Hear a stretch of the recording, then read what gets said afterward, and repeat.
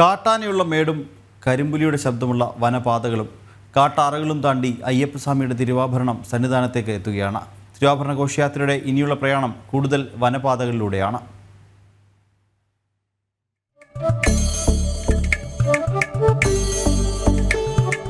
കാനനവാസിന് ചാർത്താനുള്ള തിരുവാഭരണവും വഹിച്ചുള്ള ഘോഷയാത്ര ഈ കാനനപാതകളിലൂടെ സഞ്ചരിച്ചെത്തുകയാണ്. കല്ലും മുള്ളും കാലുക്കും എത്തിയായി കരുതുന്ന അയ്യപ്പ ഭക്തർ ഈ കാനനപാതയിൽ ഈ ഇരവിലും തിരുവാഭരണ ഘോഷയാത്ര വണങ്ങുന്നതിനു വേണ്ടി കാത്തു നിൽക്കുന്നുണ്ട്. ലാഹ, പ്ലാപ്പള്ളി, ഇലവുങ്കൽ, കൊല്ലമുഴി, ഒലിയമ്പുഴ തുടങ്ങിയ കാനന മേഖലകളിലൂടെ സഞ്ചരിച്ചാണ് തിരുവാഭരണ ഘോഷയാത്ര സന്നിധാനത്തേക്ക് എത്തുക.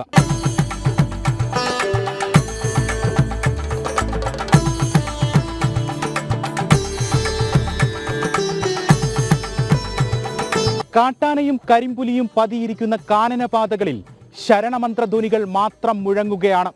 സകല ജീവജാലങ്ങളും അയ്യപ്പസ്വാമിയുടെ തിരുവാഭരണത്തെ വരവേൽക്കാൻ ഒരുങ്ങുന്നത് പ്രകൃതി അക്ഷരാർത്ഥത്തിൽ ഈ രാവിൽ സാക്ഷാത്കൃതമാക്കുന്നു.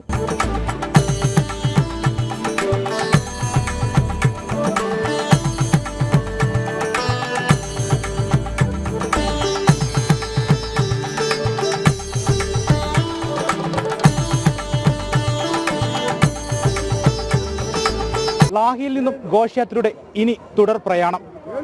ഘോഷയാത്ര ഇനി സഞ്ചരിക്കുന്നത് അധികവും കാനനപാതകളിലൂടെ തന്നെ.